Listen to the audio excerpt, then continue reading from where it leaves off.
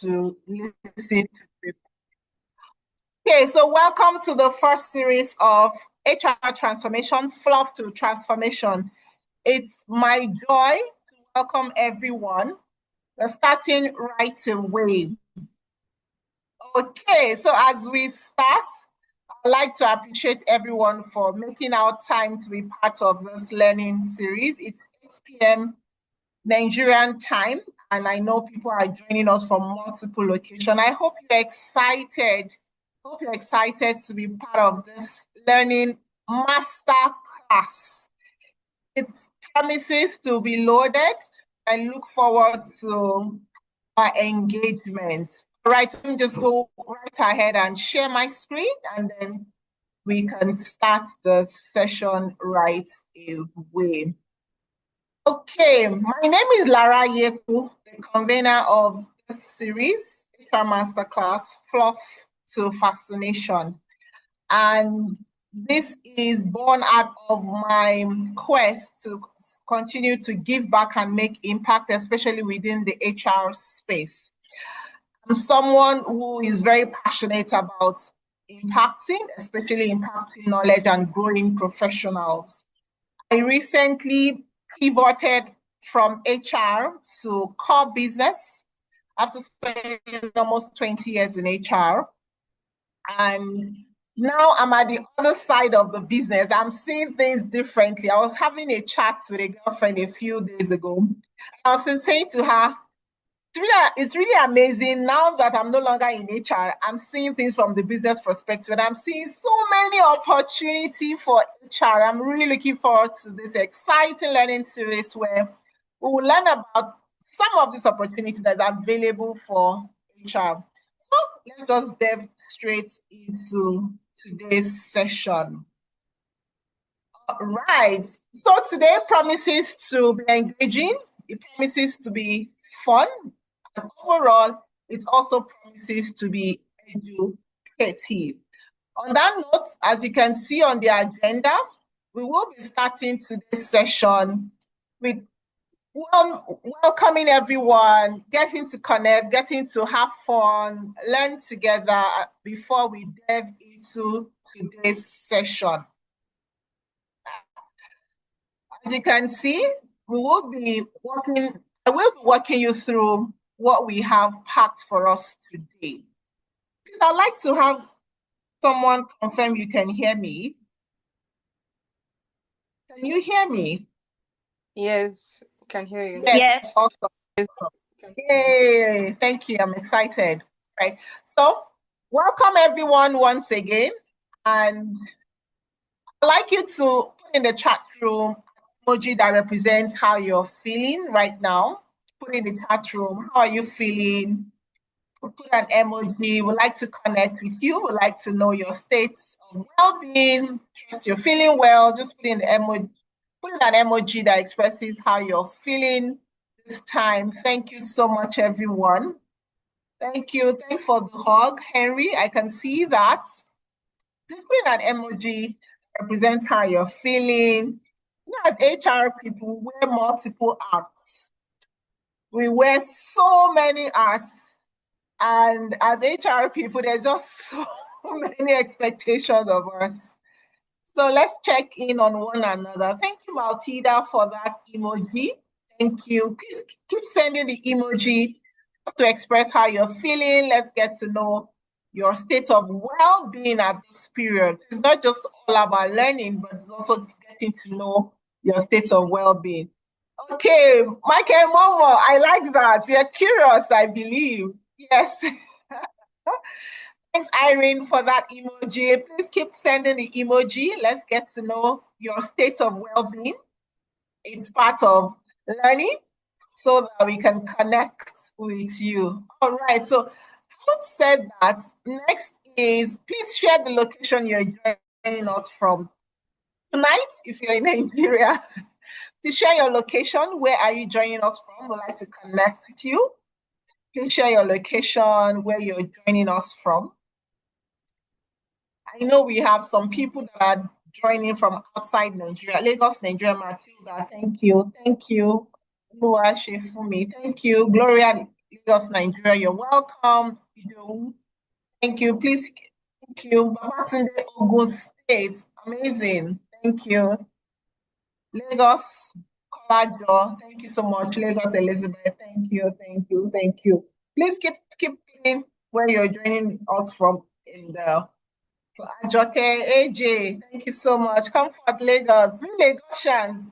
We have so many Lagosians in the house. Thank you, UK. Thank you for joining us all the way from UK. Thank you, Adebanke. Please let us know where you're joining us from. Let's connect.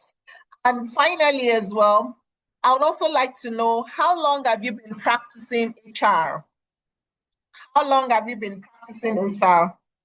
Ondo, oh, that's my state of origin, Oluwaseun, all the way from my village in Ondo State. Thank you so much. I'm happy to have you join us. My state of origin. Oh, JC, US. Thank you, JC, for joining all the way from America. Thank you. So Irene, 15 years. Thank you, Gloria. 12 years. ID, 6 years. Elizabeth, 7 years. Oh, we have a lot of senior professionals in the house. Thank you, Precious, 2 years. Sorry, Olua, 2 years. Thank you. Matilda, 6 years. Just good. Please let us know how many years you've been practicing HR. That gives us a sense of the wealth of knowledge of HR that we have in the room this evening. Elizabeth, 8 years. Amazing. Thank you. Chidi, 13 years. Awesome. We have wealth of knowledge in the house this evening, and I'm really looking forward to learning from one another in this master class. Amazing. Please just put in the number of years you've been practicing HR in the chat room as we get to know you this evening. Thank you so much. All right. Whilst we're waiting for the others, I would also like to move to the next agenda that we have into tonight's masterclass. Like I had said earlier, it's not just only about learning, but it's about connecting. And one of the ways, thank you, Babatunde, 12 years, amazing. Rich wealth of experience in the house today. We have several seasoned HR professionals with rich wealth of experience in the house. Thank you. All right. So, like I said earlier, it's not just only about just giving information, but it's also about having fun as we learn tonight. I can imagine that you've had a very long day and you would like to relax as we learn. That way it makes learning a lot more easier. So on that note, we'd like to move to the next segment of tonight's masterclass. And it's one segment that I love so much. Thank you, Cecilia, for joining. 4 years of experience in HR. Thank you. All right, so let's have some fun. Let's connect.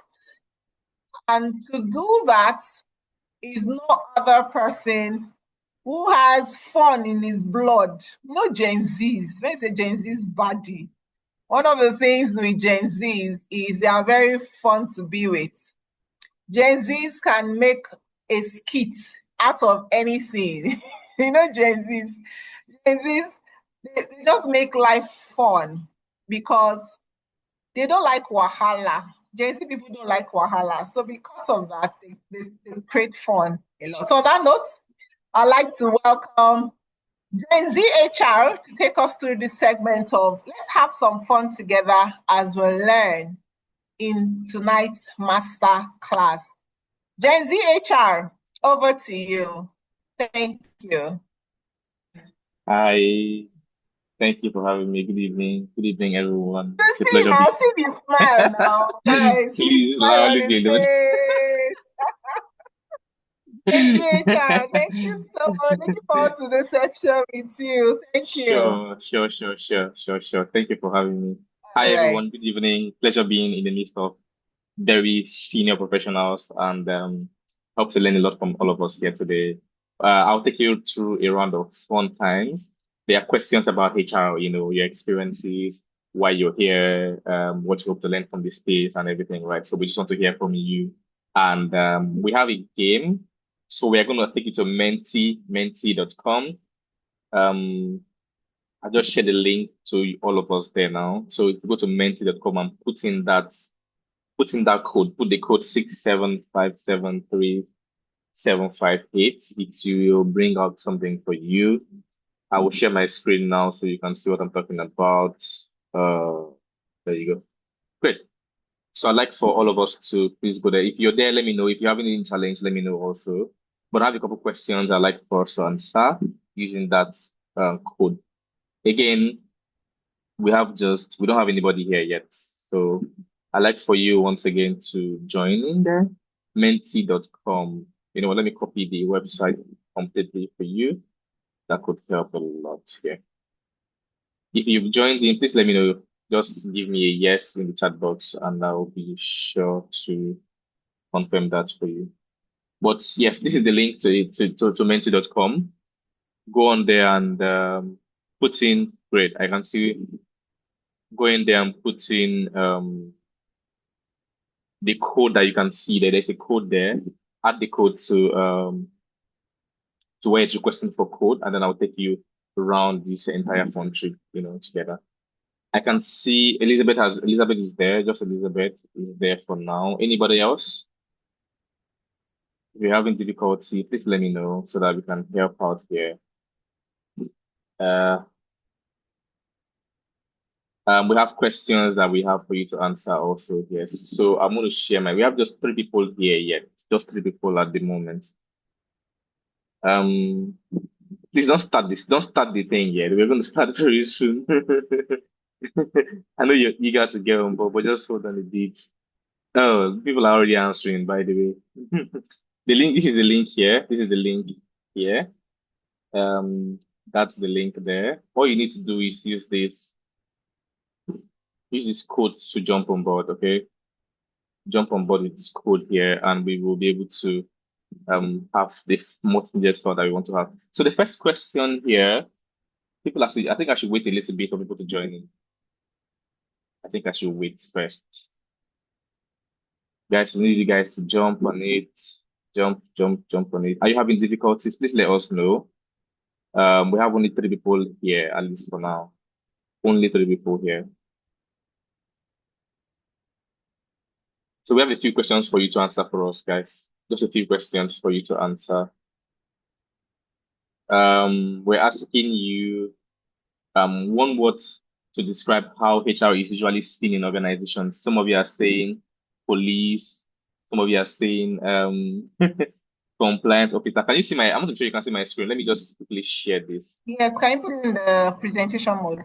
Yes, it's there. It's there. Yeah, it's there. You can see, yeah? Great. Yes. So, 2 people have responded. Okay, great. Thank you guys for responding. So people are saying we are seen as class monitors. Interesting. Someone is saying we are the spy. Oh, okay. I don't know about spy, you. People say we are wicked. I mean, the fixer, absolutely. You got it. Superhero. Okay. Okay, fine. Backbone, impressive. Yes, we are the police. We are everything really, right? And we are powerful. We are collaborative, exciting. Yes, we are the welfare and policy drivers. Interesting. Please keep your answers coming. We're going to obviously be having so much fun doing this together. Now I think you might want to be checking the waiting room. People are joining, so you can listen them in. Yeah. So I don't get distracted. Thank you. Okay, we are going to move on to the next slide right now.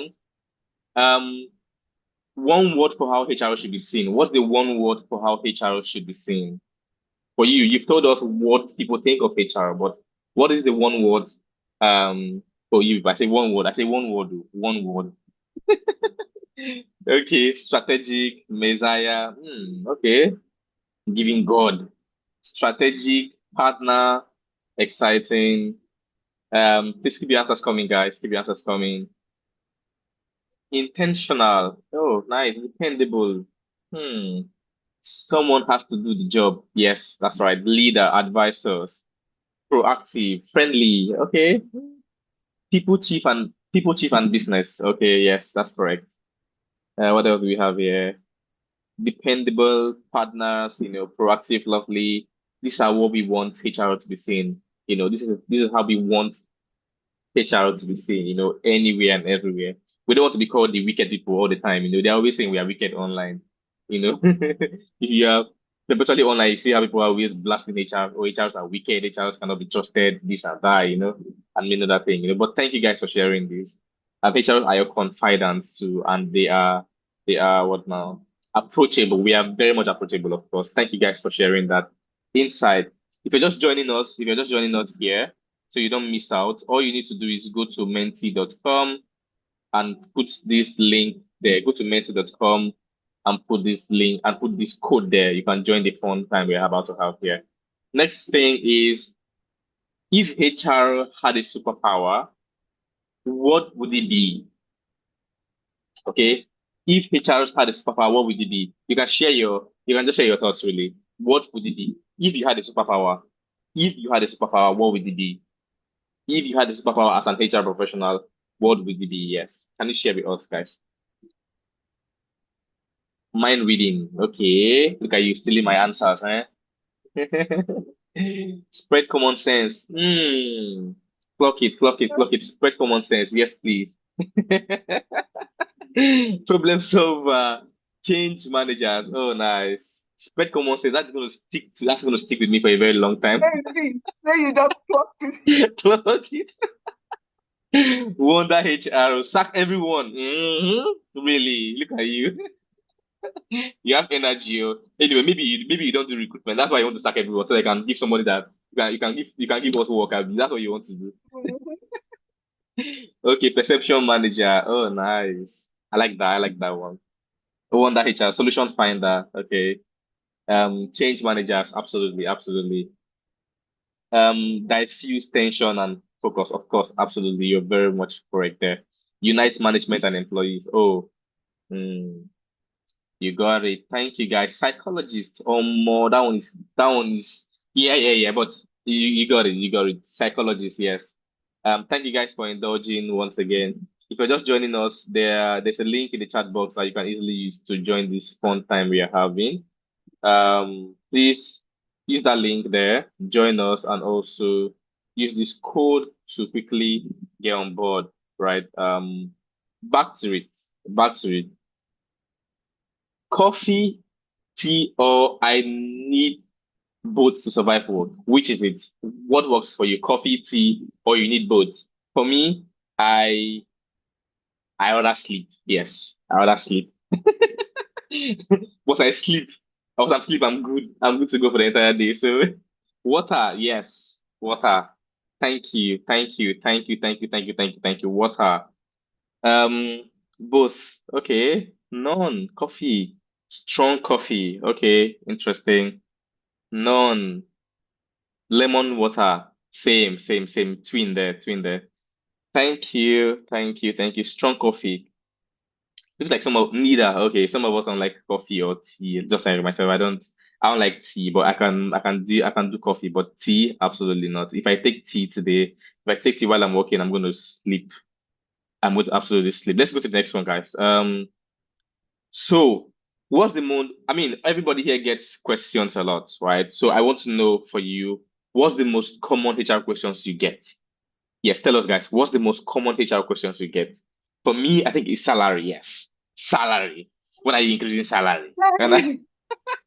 When are you paying No, they salary? rich. Salary, no, they rich. Give me loan. I want loan. I want this. When are they doing salary top? When are they doing cost of living adjustment? When are they doing this? When are they doing that? The salary, Oh, okay. Salary. We have salary here. Um, we have just a quick question. That quick question is never a quick question. They will hold you down, you know? Okay, salary it is here. Thank you guys for sharing. You see, they don't even interested in their performance, so they don't want to talk about performance at all. For them, it's just their salary. Salary. Just that's you know. Anywho, tell me about this also. Which HR role feels the hardest right now? For me, I think it's recruitment because that's why I deal with the most. Recruitment is the hardest for me. Yes, you can argue it, but it's fine. But if you don't do recruitment, do not argue it. If you are only doing payroll, do not argue it. If you're only doing benefits, Do not argue it. Please, thank you so much for indulging me. Leadership alignment. Okay, ish. But I think recruitment pretty much, right? So I see recruitment here is topping the chart. Leadership alignment also coming up with 6. Okay, recruitment is winning also with 6 points or 5 points rather. Oh, okay, 6 points now. First, I told you guys, recruitment is tough, especially in this our climate, in this our Nigerian climate. It's tough, tough and tough, right? Um, Thank you for indulging me again. So recruitment takes the top here, leadership alignment 2, and performance 3, and then maybe engagement 4. Engagement shouldn't be so much work, but again, I'm not. It's an exciting way to get your job done. Quickly, finish this sentence, right? So you can tell me whatever works for you. HR would be less stressful if only, tell me guys, what do you think would make our work less stressful? I think if only candidates would not miss interviews and communicate that they're no longer interested in roles. Yes. Yes, if people behaved. I like this person, no. Lara, I like this person. No. This person is my person. If they behaved, yes. Because what? People are always misbehaving, you know. If management actually listens, yes, management should listen because every time it feels like HR are not doing our work. We are doing the work, but employees don't understand that we do not make those decisions. We only use data to obviously make recommendations to management. Um, but of course, people are always thinking that we are the ones sitting on their promotions, on their salary increment and everything. HR will be less stressful if only processes are automated. Oh yeah, if everyone complies, if only management listens, if people are more considerate, absolutely, if people are more considerate to HR, please, that will make our work a lot easier. If CEOs will understand, if leaders also buy in, if we communicate effectively. Thank you guys so much for indulging me. I'm almost wrapping up, don't worry. Um, so if you could delete one workplace habit forever, what would it be? If you could delete one workplace habit forever, what would it be? You can take a workplace for instance. Maybe just give us maybe just give us insight into that. If you could delete favoritism, okay, lateness. Okay, fair enough. Lateness, time wasting. Excuse me. Backstabbing. Oh, please, I got you there. Backstabbing. Yes, backstabbing. Poor grievance channels. Okay, mediocre. Okay. Um, Underperformance, fake work-life balance. I don't know, there's so much fake work-life balance out there that most of you promise them work-life balance. Too many meetings. Oh, please, don't get me started with many meetings, right? Office politics is exciting, but I mean, it's your opinion, really. I love office politics, not the bad part of office politics, really. Just ensuring that everybody is like pumped and ready to get to work, really. Um, Entitlement, please. There you go, there you go, there you go. Let's move on, guys. What's one skill HR professionals should be paid more for? Negotiation, that's me. Negotiating salaries. I should be paid more for that, please. What is one skill HR professionals should be paid more for? I think negotiations.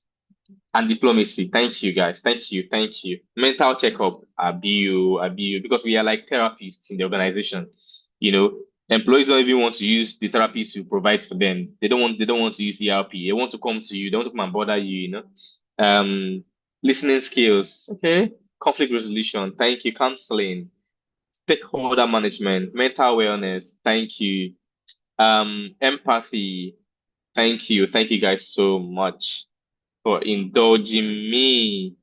Um, Quickly, which of these phrases have you heard the most in your career as a HR professional?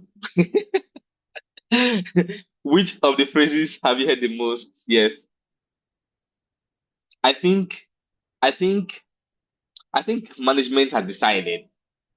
I've sent that email 100 times plus.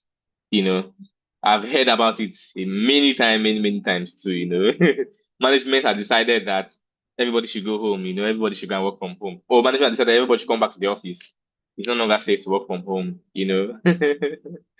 Thank you guys for sharing. I'm getting a lot of feedback from this, so I'm really, really excited. Um, Thank you for engaging. Okay, moving on to the next one. We are wrapping up this session already. What percentage of HR work is really people management? Yes. We have 20, I 50. Please, we are always managing people, managing people's problems, managing people's emotions, managing people's what? Nah, we're managing everything. We're even managing their life for them as a matter of fact. We manage people's life for them. Adults, so you're managing adults, you're managing their lives for them too. Um, but thank you guys for indulging. Thank you, thank you, thank you so, so much. I'm wrapping up this whole thing. Again, I think we've answered this already. We have answered this before now, but what is HR's unofficial job title? Miracle worker. Yes, yes, yes, yes. Therapist. I have done therapy. I think I might need to go and get a certification in being a therapist, really. I might just go get some, maybe a degree. Because at this point, I might just be the unofficial therapist in the office, or for employees, really. Um, Miracle worker, therapist, translator, referee. We're getting a lot of miracle worker here. Thank you guys. Thank you so much for sharing. Um, let's move on to this particular one. If HR wrote a movie about work life, what genre would it be? Comedy, drama, thriller, or documentation? I think it's going to be, I don't know. I don't know. What are they saying? Oh, drama. Drama, drama, drama. Yes. It will be drama. Honestly, it will be drama because humans or people management is so much drama. It's so much drama out there. Um, Thank you, thank you, thank you, thank you, thank you, thank you. And back to maybe a little bit of seriousness. Which best describe your current HR reality? Yes. For me, um I'm overwhelmed really, yes. Overwhelmed is one thing for me. Um yes, overwhelmed is one thing for me. Which best describe your current HR reality? Please share with me. Overwhelmed, coping, reinventing. I see overwhelmed is taking the chat, stopping the chat. You guys should come for, yes. Lara, maybe you can tell them later. They should come for HR Unwind so they can come and relax and don't be overwhelmed. Yes. Um, okay, almost done with this. And what motivated you to join this webinar today? What motivated you to join this webinar today? Can you tell me, please? What motivated you to join this webinar today? Please let us know. Speak to us. We're listening. Why did you join this webinar today? Just write to us. Lara is a friend. Oh, Lara, you how cute. To gain knowledge. The speaker, Lara, look at you. Okay, to gain insights, exciting, to upskill. The speaker, okay. To learn more. Right. Thank you. To learn more, to learn and relearn. Thank you so much for sharing. To upskill. Lara is there again. Lara, you appeared again. The host. Coach Lara. Okay. Lara, I think that we might need to send me an autograph. Well, I like one, please. Okay, almost done with this. The host is taking a lot of shots here. All right, guys, so we are wrapping up. The last question is, what's the one thing you hope to take away from today's session? What is the one thing that you hope to take away from this session today? What is it? Please share with us. We want to know so that Coach Lara can finally put it to good use, data to good use, please. Thank you. What's one thing you want to gain from today's session? Mind shift. Okay, exciting. Same, same. Fresh perspective. Yes. Thank you. Thank you. Thank you. Fresh perspective. Guys, keep it coming, please. Keep it coming. Keep it coming. Keep it coming. Great insights. Merci, thanks for sharing. Um, Great insight, HR hacks, clarity, and aha moments. Thank you. Lara, you have work to do. Learn new things. Okay. How to adapt BA to HR. Okay. Okay, thank you. HR superpower. Lara, please get ready. We are almost done with this. Um, learn new things. You have to adapt. Okay, perspective, your aha moment, fresh ideas. Thank you guys so much for engaging me. It was such a nice time. It was such a nice time spending here with you. Thank you for being great people and not being like employees who do not like to engage, HR guys. But thank you for engaging me. I love being here and I hope that we learn a lot of things. Lara, this is for you. I hope that we're Awesome. able to meet and everything. Thank you. Yes, thank you so much. And ZHR, please can we give him some love emojis? Thank you. Thank you. Wow, amazing, amazing. I hope you guys had fun. I had so much fun. Thank you, Gen ZHR. That was really amazing. Thank you. I appreciate you so much for that. Ooh, wow. Okay, so let's jump straight into today's session. Now we've learned, we've had fun. It's time for us to learn. Let me just quickly share my screen as we get back into today's session.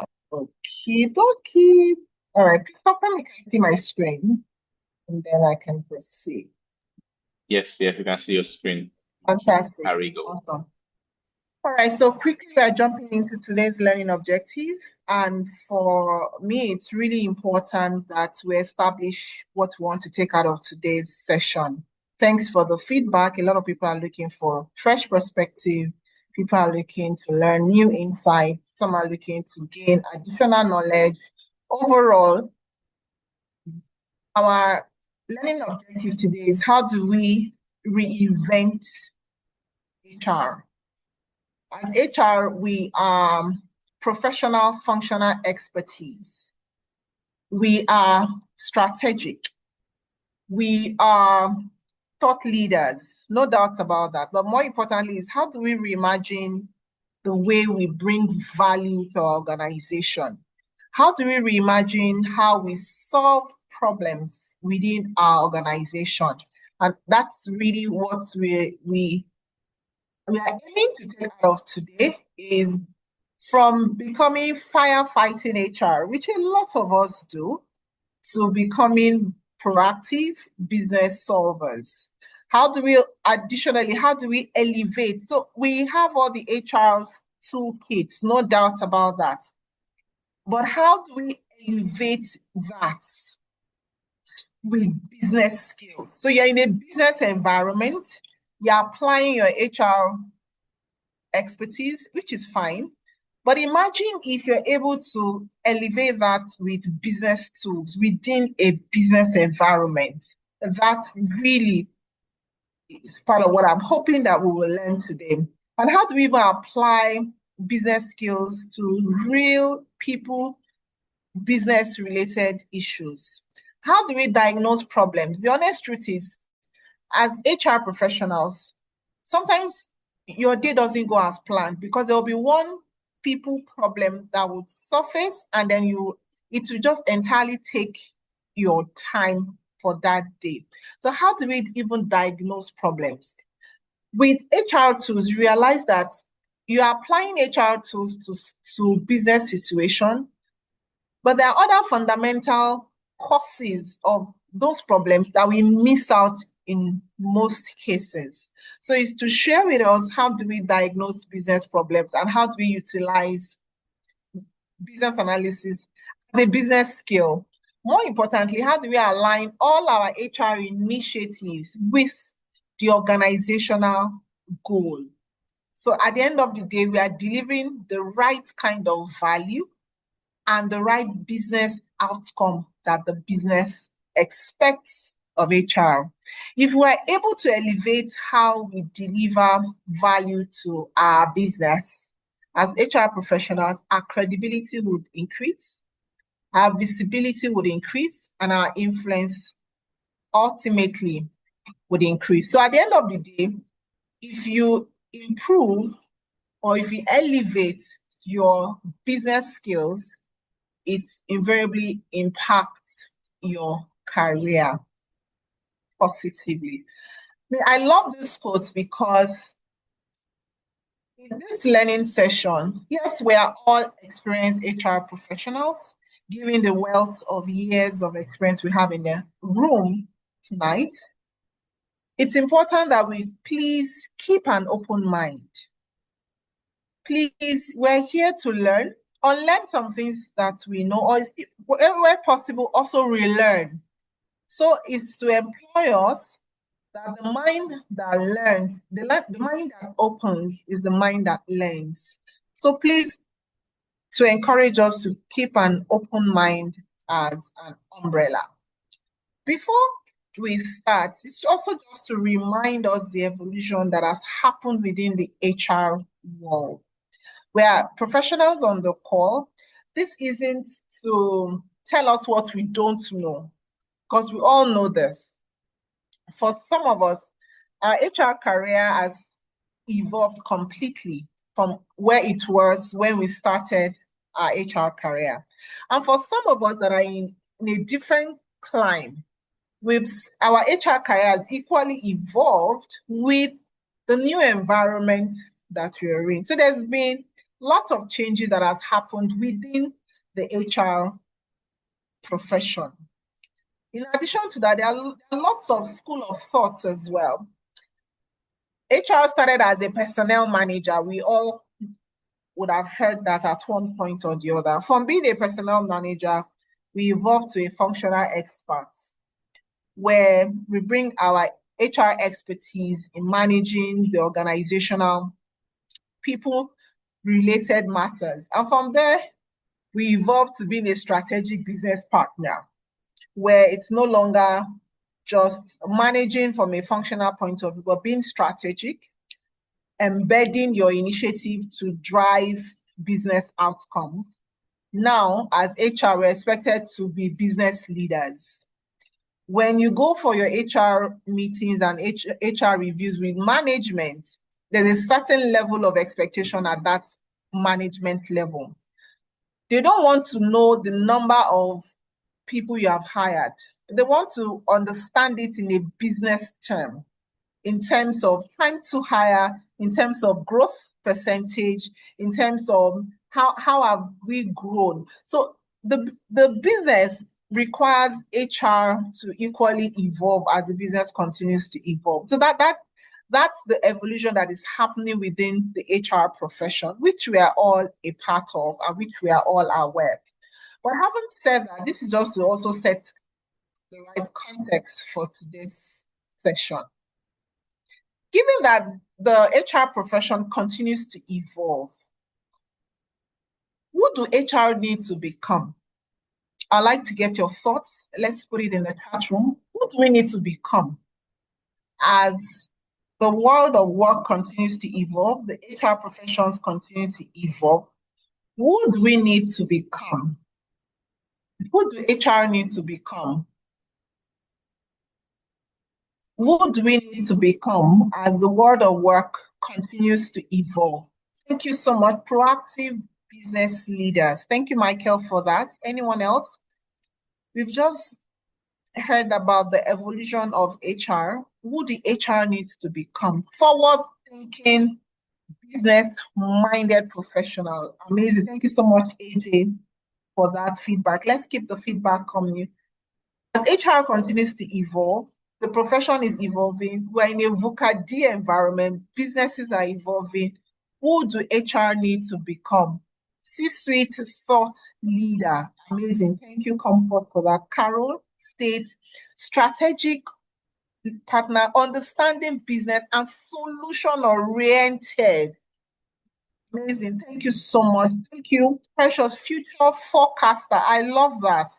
Because as HR people, you need to be aware of the trends. What are the likely possibilities of what would impact your business? Future forecasters, I like that. Oluwasefumi, thank you. Strategic business partner. Thank you. Let's keep it coming. Global thinkers. Oh, Tamara, good to have you. Global business thinkers. Thank you so much for that. Irene, strategic business leaders. So thank you. Everyone, you are absolutely right. Well, that takes me to my next question. Who are we today? And why are we like that? So this is us as professionals in the house. evaluating what we need to be and where we are today? Do we think we are who we need to be? So who are we today as HR professionals, and why are we so? Who are we and why are we so? I mean, linking that to the HR profession, what we what what we represent from the fun session we had with Gen Z HR. I mean, there were so many names given to HR. If you all recall, therapists, right? We are this, we are that, we are problem solver, we carry people's problems, you know. So who are we today and why? Let's put in the chat room. Let's put in the chat room. How is HR today and why are we so? Or maybe let's even start with who are we today? Are we really strategic business partners? Are we really future forecasters? Are we really C-suite thought leaders? Are we really proactive business leaders? Or are we really forward-thinking business-minded professionals? Who are we today? Let's have your thoughts. Who are we today? Very quickly. Let's have your thoughts. It's really important to lay the foundation to this masterclass because it also helps us to take in a lot of perspectives in the house for our collective learning. Who are we today?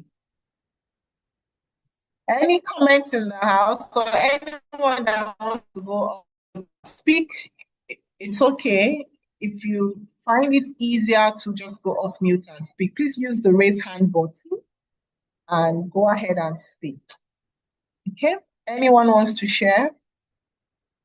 There's no wrong or right answer. It's just for our collective learning. Thank you. Comfort states we are on our journey to become. Yes, we are on a journey as HR professionals. Anyone wants to share? Who wants to go off mute and speak? Thank you, Carol. I believe we are professional HRs per training and experience. However, who we are in reality also depends on the organization and how it views HR. Absolutely spot on. Spot on. I mean, Carol, I just remembered. Okay, you want to say something, Kate? Kate Kingsley? No. Stop it. Okay, please, can you mute? Thank you. Thank you, Ayombo. Ayombo states, to be very honest, we are what the company or business wants us to be, especially in Nigeria. And you're right. I was going to share a story of an HR friend that I went to our organization. We're talking, and I think as we were talking, someone just passed, and she was trying to introduce one of their execs to me. And she made a comment, they are just coming out of the ESCO meeting. And I looked at her. ESCO, did you say ESCO meeting? She said, yes. Are you not head of HR? I said, yes, she is now. Why are you not in the ESCO meeting? She looked at me and smiled. She said she's not in the ESCO meeting because of her job grade. I did not understand. I said, you are head of HR. She said, yes, she's head of HR. But because her job grade is mid-manager, and ESCO members are senior managers and above. So because of that, she doesn't get invited into ESCO meetings.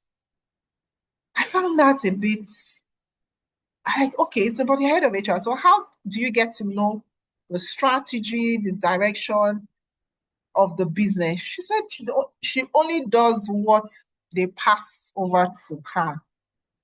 And so this is also to buttress some of the comments in the chat room that honestly, in all fairness, HR is how the organization depict HR to become? Because if you're head of HR, there's ESCO meeting, you cannot attend ESCO because of your job grade. Then it also shows how that organization has placed HR. Okay, what are the risks? Because if HR is meant to be in a certain way, and we are not in that organization, what are the risks? There's a likely risk, for my friend, for my conversation with my friend, there's a likely risk that the initiative she's implementing might not be the fit for purpose for the organization. Because at the point of discussion or formulating their strategy, HR is not put in the picture. If she was in the picture, of course, with better understanding, that would help her provide the right HR solution that is fit for purpose for that organization. So what are the risks? One can be different in HR in different enabling environments. Thank you, Carol. Thank you, Tamara. In today's world, HR is a strategic necessity. Thank you. But if we are not where we should be, there are probable risk for the organization, and even risk of us HR in terms of not providing the right kind of solution that your organization would need. And if it's not the fit one, that means you have to go back and rework and rework. And yes, Tamara, you're absolutely spot on. Misalignment. So there's a risk of misalignment of our HR initiatives and solutions in comparison with the exact problem that the business needs to be solved. So thank you so much for that. Because of time, let's move quickly. What do we need to do to become? And honestly, another risk can be the HR being reactive instead of proactive, more like troubleshooting. Thank you so much, Bolanle. You're absolutely spot on. What do we need to do to become? And that is why we're in today's session as part of what we can begin to do to transform our HR practice within the organization. Okay? But guess what? This very simple exercise that I just done is a business analysis technique called gap analysis. And I know this is not new to a lot of us on the call. A simple set of tools such as gap analysis can give you so much insight within your organization. In addition to that, it also helps drive the right kind of conversation within your organization. Yes, great to see Tamara here. Awesome human being. I'll say yes, so I can confirm Tamara is an amazing personality. Thank you. Thanks, James Oti. Amongst others, talent acquisition and retention risk in workplace safety and health risk. Absolutely spot on. Thank you so much. Thank you. Thank you. Be an expert, have the business profile bespoke people's solution. Thank you, Kolajo, for that. So business analysis offers us tools that we can use as HR professionals within the workplace to elevate how we profile solution to our business. And I'm going to delve into that. So like I said, this is just a very simple gap analysis technique where first and foremost, we ask questions in terms of what needs to be. That's the future of HR. Who do we need to become? Where are we today? And like most of the comments in the chat room read, we are where we are today in the context of our organization. That's context, right? What are the risks? That's the gap. So the risk stems from the gap. And because you're able to call out the risk, you're also able to shape the conversation in the direction that it should go. And that takes me straight away to what business analysis really is all about. So business analysis skills is a bridge that links insights that the tool helps us to extract on people, on processes, on strategy, and not just extracting that, but also helps us to connect, and then helps us to create value. Business analysis, from the Babok definition, is the practice of enabling change in an enterprise by defining what exactly does the business need and what is the appropriate solution to deliver value to stakeholders. What exactly does the business need? And what is the appropriate solution that we need to deliver value? So it helps us to move from executing just HR to making business impact.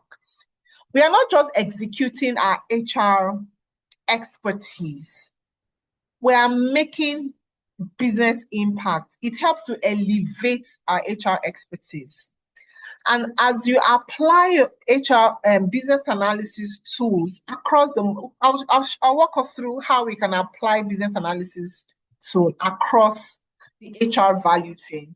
It helps shift and reimagine how we solution for our organization. Every organization exists to solve a problem. Every organization, even NGOs, there's a problem they are solving. Every organization exists to solve a problem.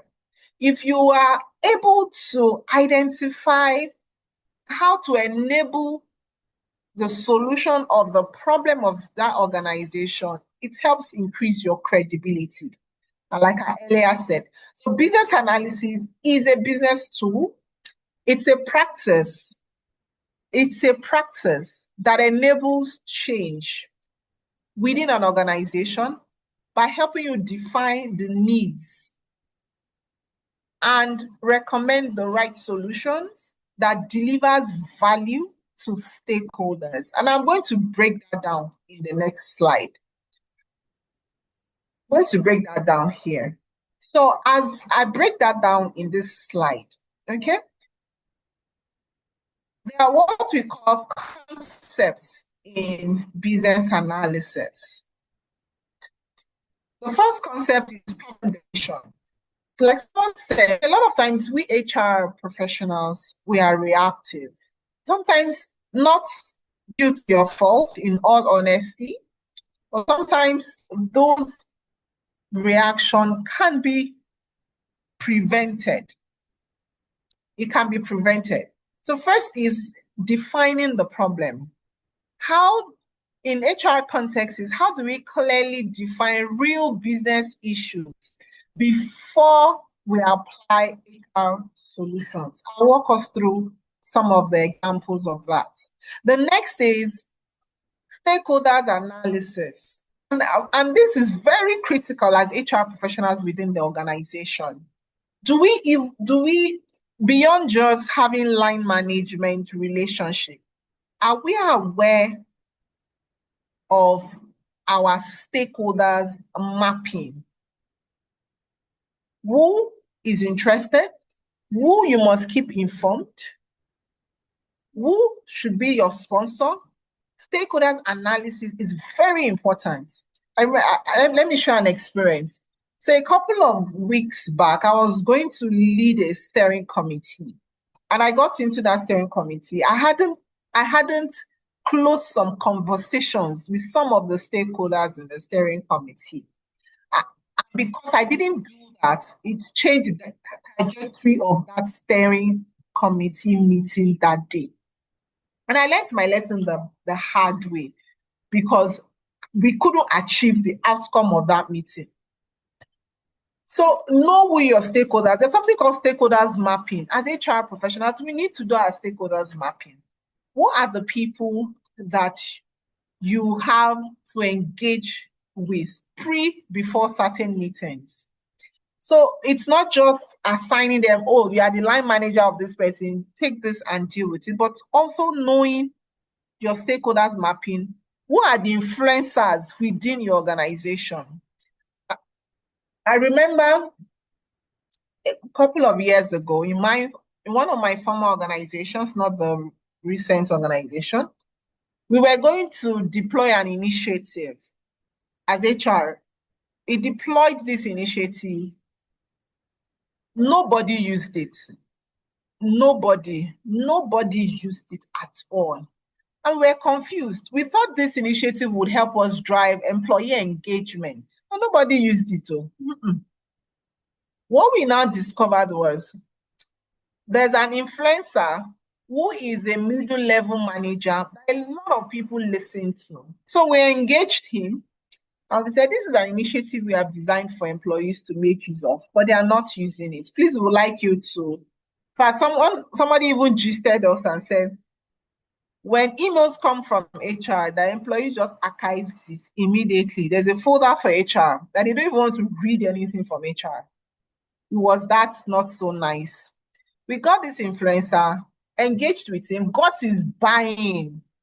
We got his buy-in. We got him to help us to communicate this initiative with the employees.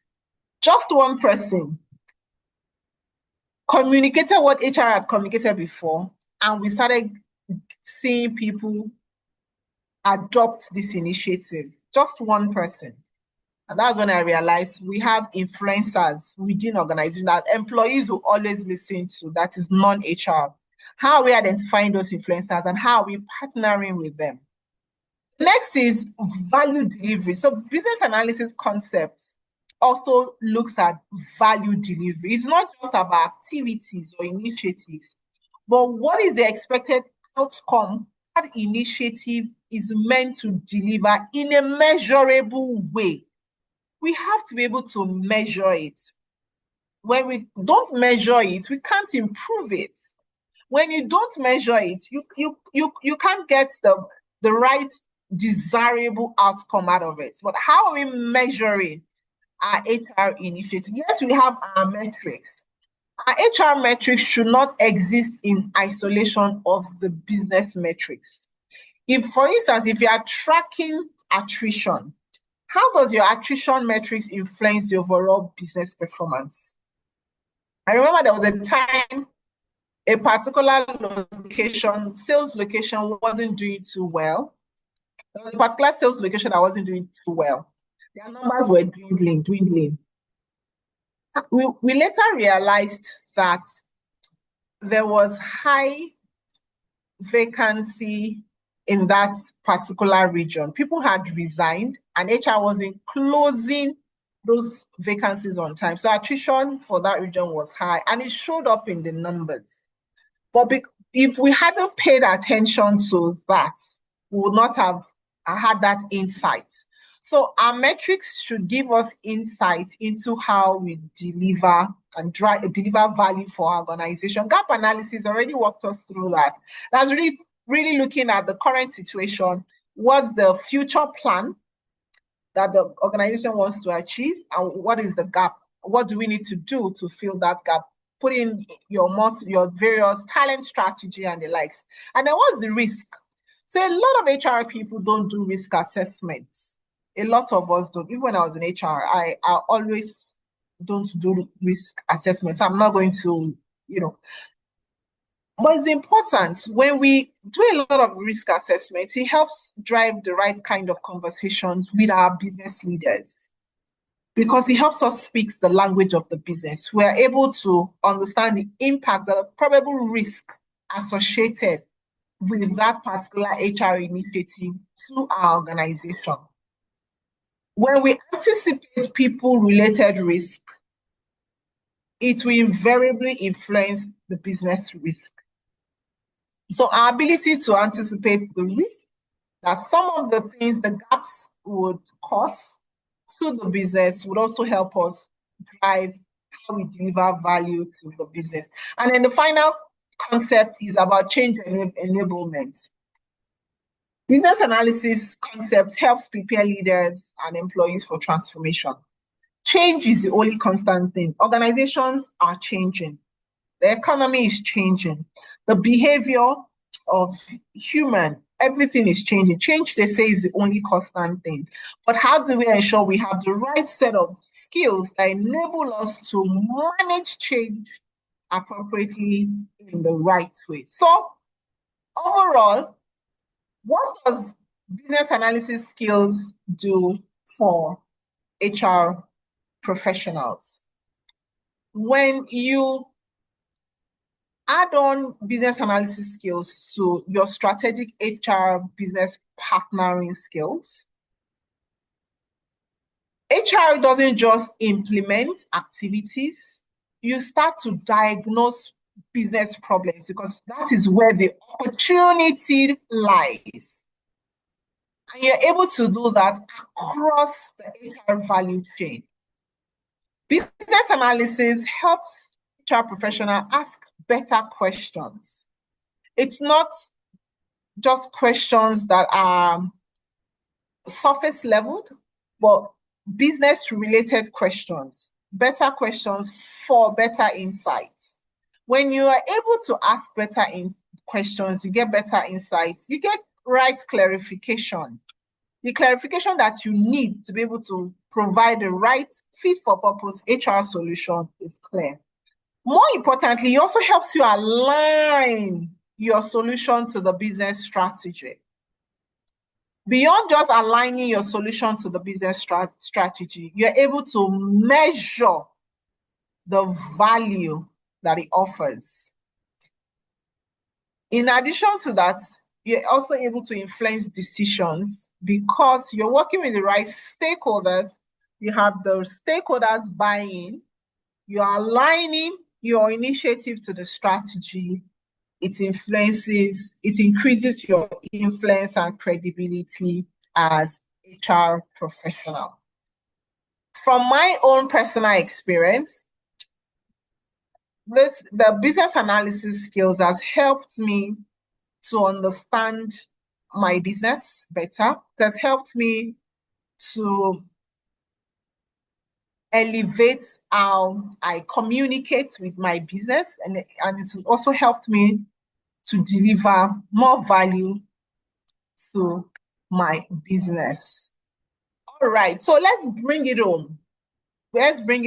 We understand the definition of business analysis, which is the practice of enabling change within an organization using multiple business analysis toolkits. Some of them we already are aware of, and some we would be learning today. Let's look at some business opportunities. These are problems. Every day there are challenges, there are problems that we face in our organization. And looking at some of the common problems we face in recruitment and talent acquisition, we usually have pressure to hire urgently without proper role clarification. Can I get a thumbs up from anyone in the house if this first point relates to part of the challenges or part of the opportunities available in your organization under talent acquisition? Put it in the chat. Just put yes, yes.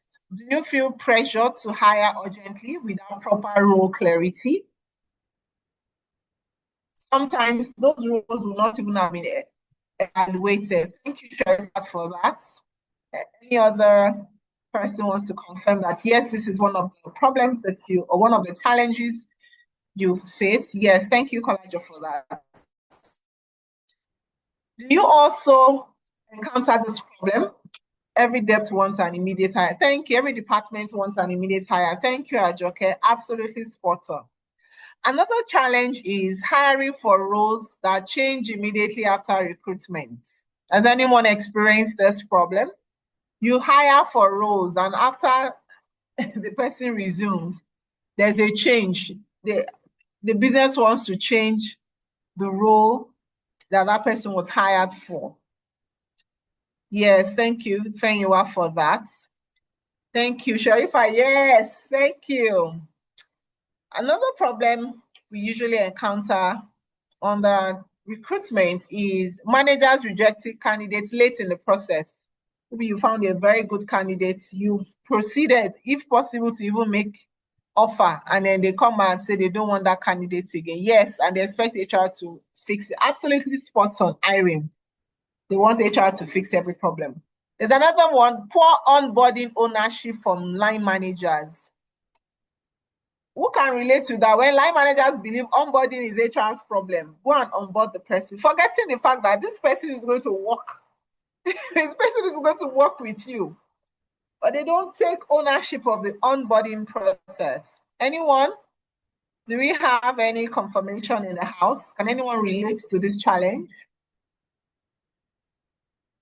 Thank you. Yes. Yes, Chidima, onboarding is HR's job. Yes. HR, the burden bearer. You can relate. Absolutely spot on. No hires disengaging or leaving early. Even on the explanation. Yes. Thank you. Yes, they always think onboarding is HR business. Yes. And the underlying issue is hiring is treated as an HR activity instead of a business capacity problem. Because every hire is brought in to meet a particular business need. Every hire is brought in to meet a particular business need. So hiring is treated as a business capacity problem. But let's look at applying business analysis skill our hiring process. What can we do differently? What can we do differently with business analysis skills? First is what, thank you, Bolale, 3 to 6 months hires, leaving even before probation confirmation. Absolutely true. Thank you, Bolale, for sharing. So, but what can we do differently by applying business analysis skills? So first is the problem definition. When there's an issue with recruitment, HR, like someone stated, we're expected to fix it. Go fix it is your problem. With business analysis, you're not just problem. We are first and foremost we have to define the problem. What exactly is the problem here? So most times we are reactive, and because we just want to jump into solving problems, you put on your multiple HR hats, problem solver, therapies, this, that, we jump straight into it. But in business analysis, first and foremost, there's the concept called problem definition. What exactly is the problem here? What exactly are we trying to solve here? It helps us to ask the right kind of question. In addition to that is, let's always seek alignment. I understand that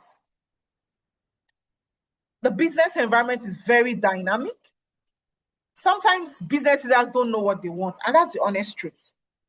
But it's important that we proactively always seek alignment at every point in time. So there are times they also sign off on the recruitment need, and down the line, they come back and say they don't want again. It's important to engage your stakeholders and always seek their alignment. That's putting business analysis skill in your HR talent acquisition practice. And then value delivery, getting clear, what exactly are you looking for? What is the kind of skill? What is the type of candidate? What exactly are you looking for? And one of the things we also need to do is when we encounter issues in TA or in onboarding, let's always carry out root cause analysis. What is the key driver of this problem? And there are several tools, the 5 whys, asking 5 whys, or the fishbone. I mean, those are tools that are available for us to use. Then, sometimes we also need to look at the process. So if there are delays in recruitment, maybe due to delayed approval or something, it's good to always look at the process. What is it today? Where are the barriers? And what ideally should it be? I mean, recently in my organization, we had to review all our processes, DOA, delegation of authority, so that way we reduce the approval level. And that really has helped to improve our speed to execution in my organization. So someone has to take that lead. It will be good if it's HR. Understand your process. What are the gaps? What are the opportunities? And then engage your stakeholders. I already spoke about stakeholders analysis. Requirements elicitation is part of the concept in business analysis, where you elicit the requirements from the hiring manager. What exactly do you need? You're very clear and it's clearly documented. How do you apply this technique to solving your business opportunities in talent acquisition? One is diagnostic. So a lot of times we have our hiring plan, our people plan stem from our workforce planning, which is fine. But let's ensure that those plans speaks to the exact needs of the business. How we can also apply it is identifying hiring bottlenecks. Like I spoke earlier, what exactly are you having the bottlenecks within your recruitment process? And then how do you clarify job requirements before recruitment? Now, this isn't cast in stone, but it just helps you to change the trajectory of all that you're doing. Okay. All right. So having said that, what is the BA action that can be done? What is the BA action that can be done? So it's not just only about complaining about slow hiring, but we can look at the approval process, we can look at the job requirement process and understand what is changing that can be redesigned. Okay? And overall, like I said earlier, it's about measuring the impact for your business. Measuring the impact for your business. As you measure the impact for your business, you're looking at your time to hire analysis. Is it taking us more time to hire, or are we reducing the time to hire? You're also looking at the quality of your hiring, and of course, the hiring costs, which a lot of times most people don't pay attention to. Right, because I'll pause here and give any feedback, any thought, any reaction to this from anyone in the house. I've been the one talking and I don't feel any thought on this. How do you see the application of this to the business opportunity, to the challenges? I like to use opportunities, to the opportunities that exist in your talent acquisition and onboarding within your organization. Anyone wants to share?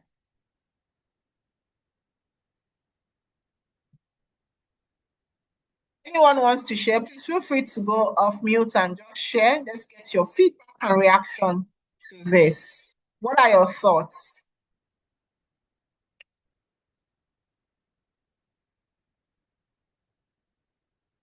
Anyone in the house wants to share? What are your thoughts on applying the business analysis concepts to solving talent acquisition, onboarding related problems?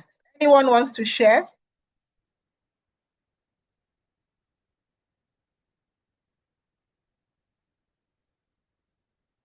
Or does it make sense? It would be good to just get a reaction. Does it make sense? Does it look applicable?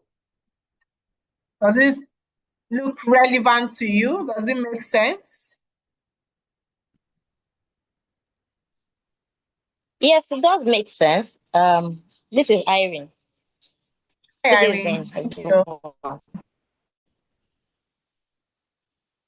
Okay, you want to Yes. share? So it makes sense because at the end of the day, the people we are bringing on board, yes.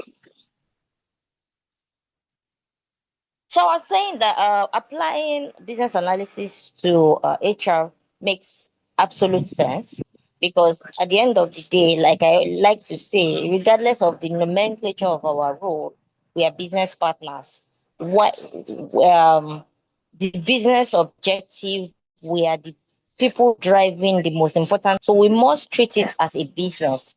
So we should, like, for me, it's very practical, it's very relatable and very applicable. Because if I am able to view my role or my activity or my contribution to the overall business objective as a business, then I'm able to ask the right questions that leads me to the right answers. So I'm able to put the right talent in the right place.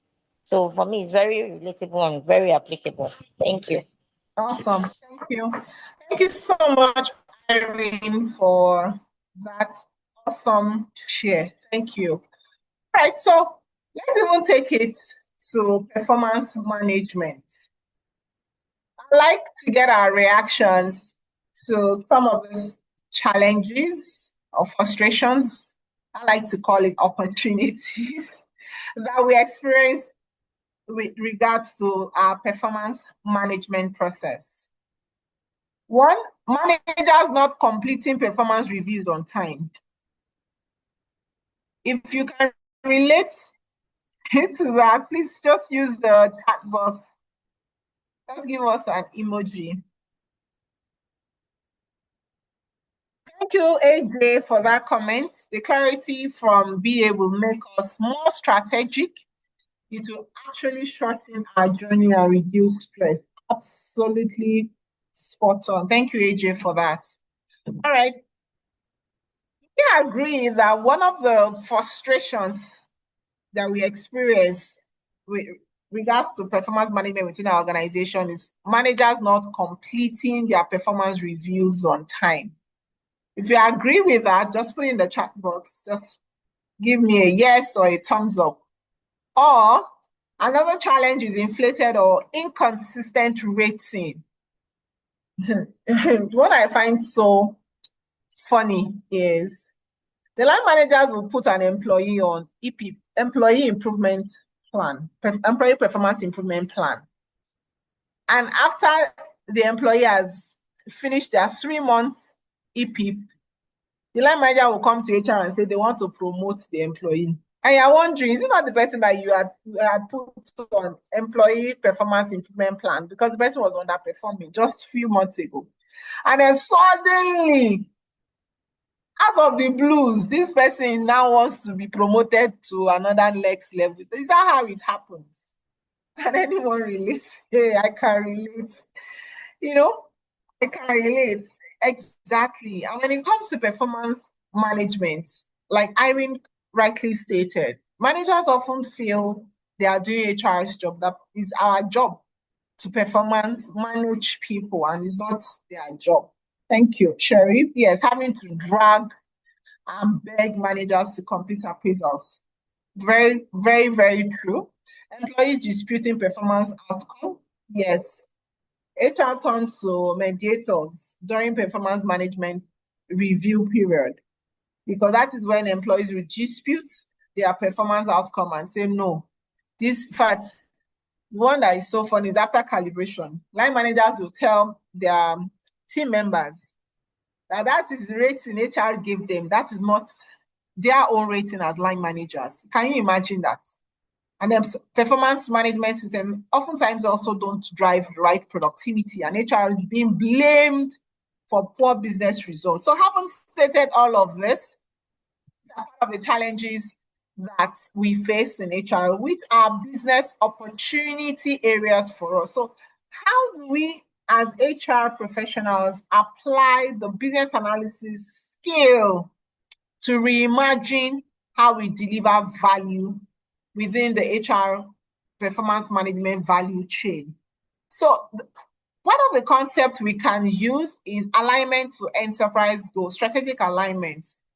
A lot of our performance management objectives and goals don't align with the organizational strategic goal a lot of times, right?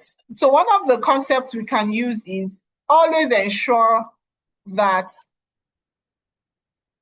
the departmental objectives is calibrated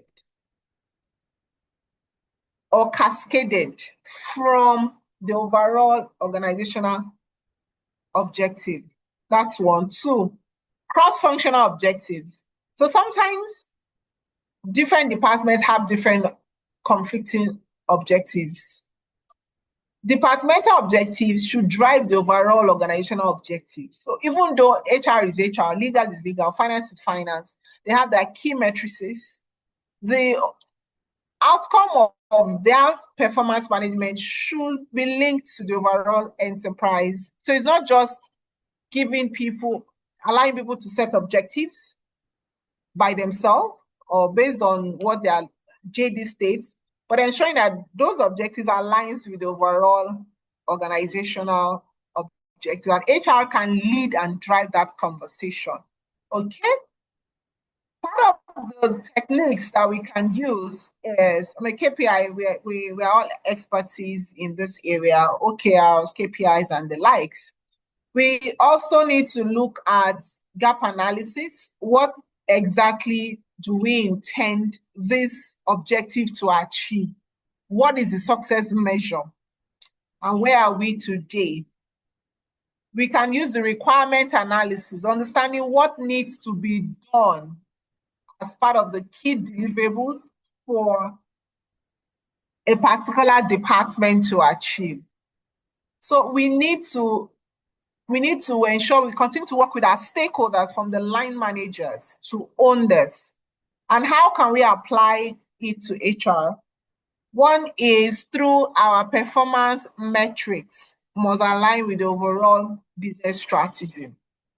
And then how do we identify performance blockers? So for instance, a blocker can be a line manager who doesn't completely buy into making out time to review the performance of their employees. So sometimes you can have one-on-one conversation, focus group discussion, drive communication around the importance of the performance management process and why the line manager should own that process. In addition to that, you can also look at the overall performance metrics and use it to drive your business-related conversations. So take, for instance, if 90% of a department are rated meets expectation, how is that department delivering on the expected objectives? So you can't have a department with low performance output to have all employees rated exceeded. It doesn't align. So we need to start looking at reviewing our performance management results and linking it to the departmental performance. So that's looking at the individual performance and linking it to the departmental performance. That way, KPIs are not just activity-based. So it's not just a check in the box, but rather it's an outcome that is measured and shared with the business. So as HR, we need to redefine how we measure performance management process and how does it link to revenue and delivery metrics. We need to look at how we can begin to reassess the linkage to revenue. Are we saying the business has performed poorly and then over 90% of employees exceeded expectations? So there has to be relativity of the individual performance to the overall business or departmental performance. And these are ways that HR can have those conversations, business-related conversation with your line manager. Of course, the impact of driving that is it helps us to improve productivity. It helps us to gain stronger accountability and, of course, stronger business results. All right, so because of our time, I'll just take one more value chain on how we can apply. So I'm trying to make it as practical as possible and as relatable as possible, how we can use business analysis to elevate our influence as HR. So the final one, let's look at rewards, compensation, and benefit. While we were carrying out the poll, when we asked what is the most questions HR has been asked, salary was the highest. So I'm also very sure that there are also opportunities when it comes to salaries within our organization. A lot of times people feel that salary does not align with business reality, which is the honest truth. Salary is never enough.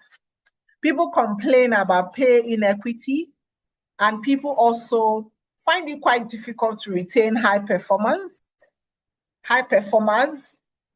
because sometimes for salary reason, they will always want more because they know they are high performer. And because they're high performer, you know, they have a higher risk of being poached by your competitors. So you would always look at how do you continue to retain your high performance. In addition to that, one of the challenges that I believe we face is leadership disagreements on reward spend. When it comes to salary adjustments in line with market reality, inflation, that is when HR will be doing all sorts of analysis paralysis. The management would not want to increase their overhead costs. Meanwhile, it's essential perhaps from your reward strategy to be a certain percentile of the market. So there's always a lot of disagreements, misalignment with leadership approving reward spend. Sometimes you also make budget allocation for some people-related initiative, and they will tell you they don't have budget for that. So you are constrained to do more with less.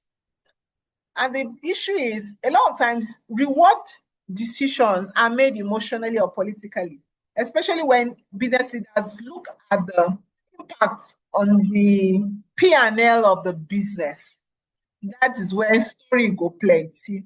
But what can we start doing differently with business analysis skills? One, beyond just sending your summarized comp and burn plan, look at the value optimization. That's a tool in business analysis, value optimization. What is the value and how do you relate the value to the business results? That's one. It's also important to do your risk assessment. If you don't move certain percentage of people's salary, do you have a risk of losing them?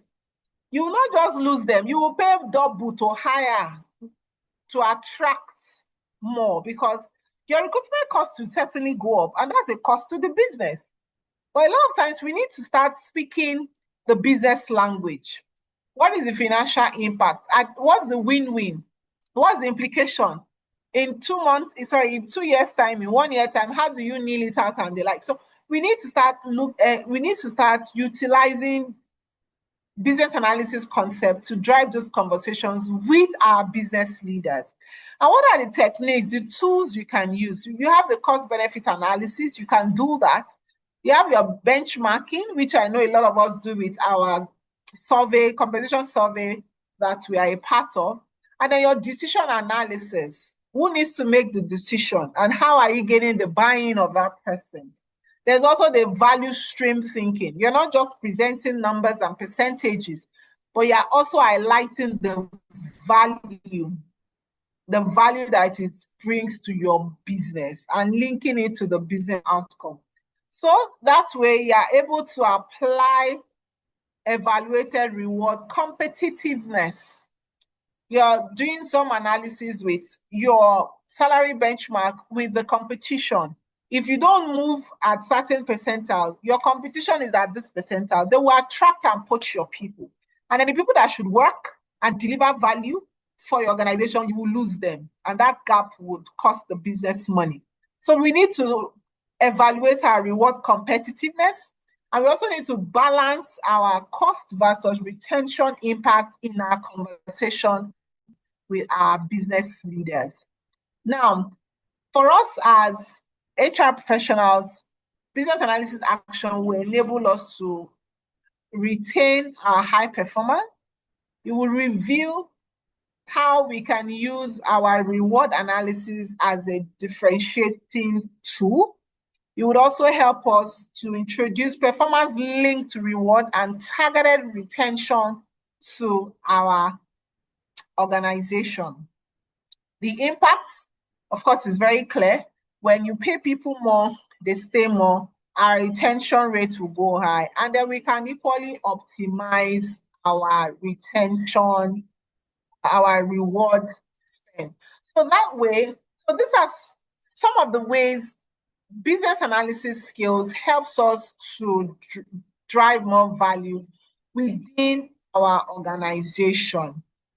Right. So on that note, because of our time, same applies to all HR value chain, employee engagement and experience, that business analysis tools that elevate your business acumen in that area, HR operations around policies and governance. There's just so much that is applicable for us as HR professionals to utilize from business analysis toolkit. So on that note, I'd like to get responses from our participants. What business analysis tool have you learned that you can start to utilize at your place of organization tomorrow? Let's feel free to share what jumped out for you from this session. What is your key takeaway from this session? Any key takeaway, any tool, because at the end of the day, is how you put the actions into practice. It's not just learning, but going to experiment, play with it, learn more on your terms by yourself, and then begin to put it to use in your organization. So what business analysis tool, what knowledge have you learned that you can put to work? Thank you, Tamara, for that. Stakeholders engagement. This will really help a lot in different areas. Absolutely spot on. Thank you, because when you engage your stakeholders, you have their buy-in, and with their buy-in, it makes your work a lot easier. Thank you so much, Tamara. Anyone else?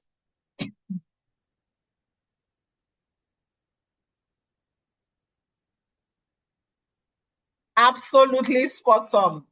Sherifat, thank you. Gap analysis and alignment of roles to the organizational goals, change management. Spot on. Thank you so much. Thank you. Please let's keep it coming. Thank you. Anoluwakwa, ensuring team leads take ownership of onboarding. Yes, let them own it. It helps with retention. Absolutely spot on. Absolutely. I mean, I remember a mentee that resigned after spending about a couple of, I think 2 weeks, that's like 8 weeks in an organization. She said in 8 weeks, she didn't have a job description. She would come to work. Of course, her role title is clear. She will come to work and then she'll be staring at the computer. No job description in 2 months. She said to herself, these guys are not ready in this organization. She left because nobody owned that job, that onboarding. Ensuring she has the right work tools, ensuring she has her job description, ensuring she sets her objectives. Nobody owned it. Thank you so much, Irene. Stakeholders engagement, because their buy-in is critical to deliver on my job. Gap analysis for clarity. Thank you so much. That's absolutely spot on. Let's keep it coming. Let's keep it coming as we round off this masterclass, where it's essential you take away key business tools. Thank you. Performance management alignment with business outcome against emotionalism and inconsistency from line manager. Thank you, Kayode Babachola, for that. Awesome. Anyone else? What are your key takeaways? Any key thing you want to take away from this session that from tomorrow you begin to apply as HR professional to elevate your HR leadership? Anyone else wants to share very quickly? Anyone else wants to share? Thank you so much. I'll take 1 or 2 more shares and then we'll end today's session. Anyone else? No, we are typing.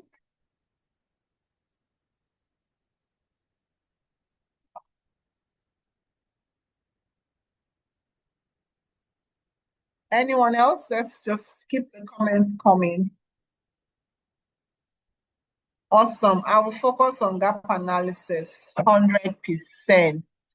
Absolutely. Thank you so much. Thank you. I'm really excited that we have identified one or two key takeaways from today's session as HR business leaders to begin to engage our organizations differently. Amazing. Thank you. I'll pause and take one or two questions. Any questions at this point? Any questions? I'll pause and take one or two questions. Any questions from anyone in the house? Do you have any experience, any scenario, any situation you want us to talk about to apply business analysis skills, or do you need any clarification on anything that we have shared tonight? Questions? Feel free to use the mic. You can go off mute and ask your questions if you have any questions. Any questions?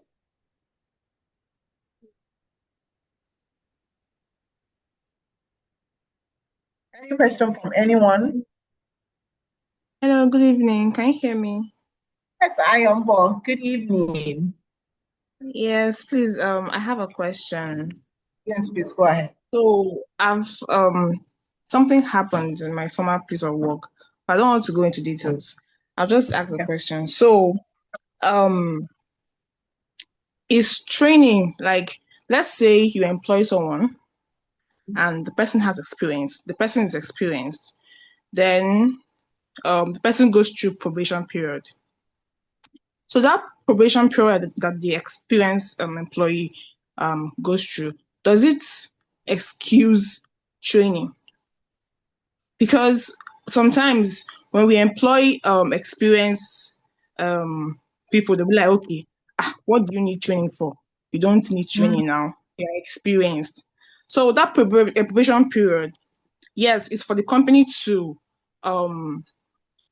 check, analyze, and to know if you actually fit for the company and you know what you are doing. But at the same time, you should be like, okay, a training session for no matter how experienced you are, it's different. It's different. It's different. If okay, you have experience, but the company you are going to work with, they have their own specific way of doing things.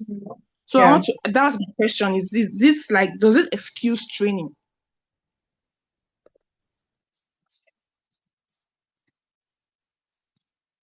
All right, Ayombo, I think that's the last part of your question. Is it what? Like, You're mute. does employing a trained an experienced an experienced employee, does it excuse training? Like the person's on probation period, like 6 month probation, does it excuse training that person? Okay, all right. Thank you so much, Laura, Ayombo. please, can I comment Yes, before please you come bring forward. in your Yes, insight? go ahead, please. Okay, from my perspective, depending on the role and the level of experience that job holder is coming in with. So for onboarding, you have the onboarding sections within the probation period.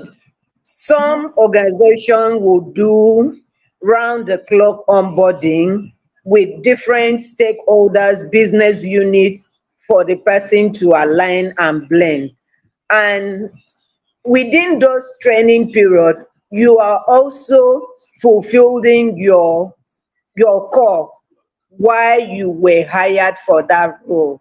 Because as you claim to be experienced, you come in with competence, character, and integrity of that your professionalism. So most organization would see that for you to be considered for training will be after your probationary period, which will make them from filling through your feedback within the probationary period. Then the gap analysis is addressed, and know the next step for your self development and belonging. That's the point I want to comment there. Absolutely. Thank you so much. Thank you so much, Comfort, for sharing your perspective. Thank you. I mean, like you rightly said, it's also a function of the organization. There are some organizations where when you come on board, there are certain levels of trainings that you're expected to take as part of your onboarding, because perhaps it's linked to your functional execution, the ability for you to execute your role. But I know that for some organizations, especially in the oil and gas sector, there are certain trainings you have to take. That's one.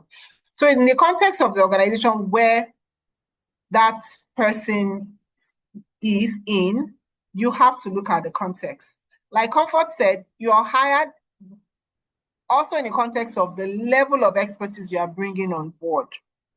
The organization would want some form of return on investment based on the level of expertise you're bringing into that organization. And after that, be aware what gaps you need to address with a particular set of training. So training, and that way it makes training a lot more valuable. People don't just attend training for the sake of attending training, but there are certain expectations in terms of what developmental area needs to be addressed by that training. So it's in the context of the organization, the role, the requirements, and the gap that training should address at that point in time. Ayomba, I don't know if my response and Comfort response addresses your question. Yes. Thank you. Thank you so much. And thanks, Carol, for your contribution via chat. Even with high experience, each company is different, and one would need to learn that new company culture, processes, etc. during probation. I can't be too trained, smart not to learn in any new organization. Thank you so much for that response. All right. I don't know if there's any other question. In the absence of any further question, I'd just like to just say in conclusion, right, for HR professionals that want to elevate HR functional skills, business analysis skills, help HR and business leaders to move from activity to value by enabling change through clarity, alignment, and informed decision making.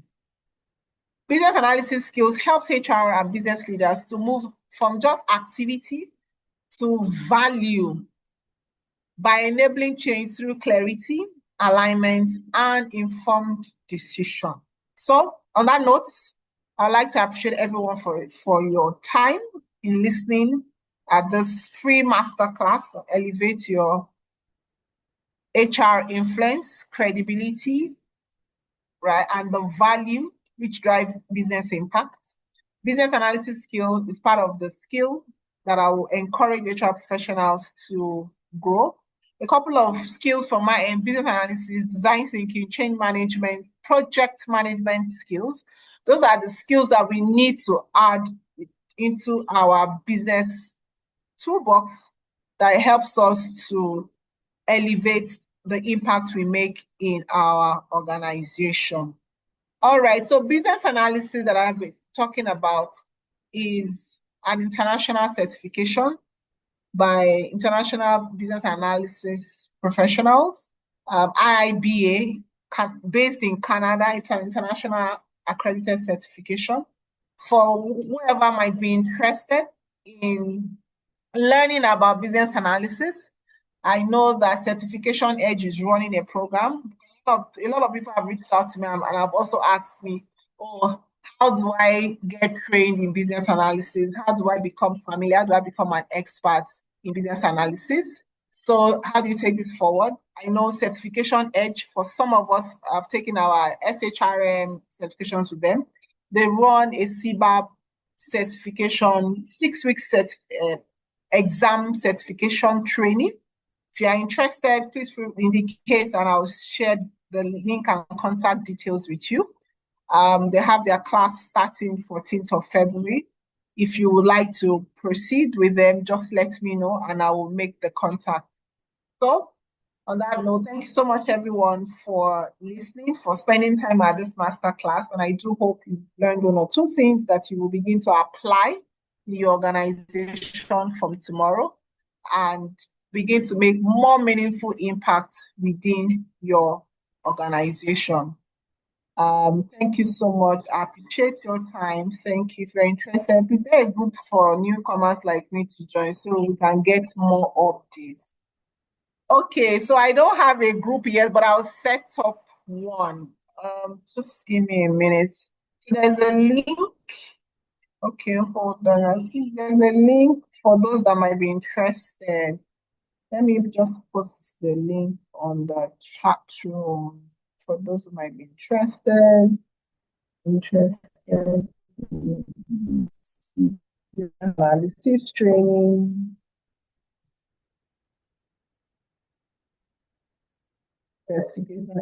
Yeah, so please feel free to fill that form. Interested in business analysis training with certification edge, please feel free to fill that form. I don't have any group yet, but I can see what I can do. I'll look into that and I'll sending an email to everyone. Please share with us on our email address. Absolutely, comfort. I'll do that. Everyone who's registered will certainly get a link to the email. Get a link in their email. Thank you so much, everyone. Really, really enjoyed learning with everyone in the house today.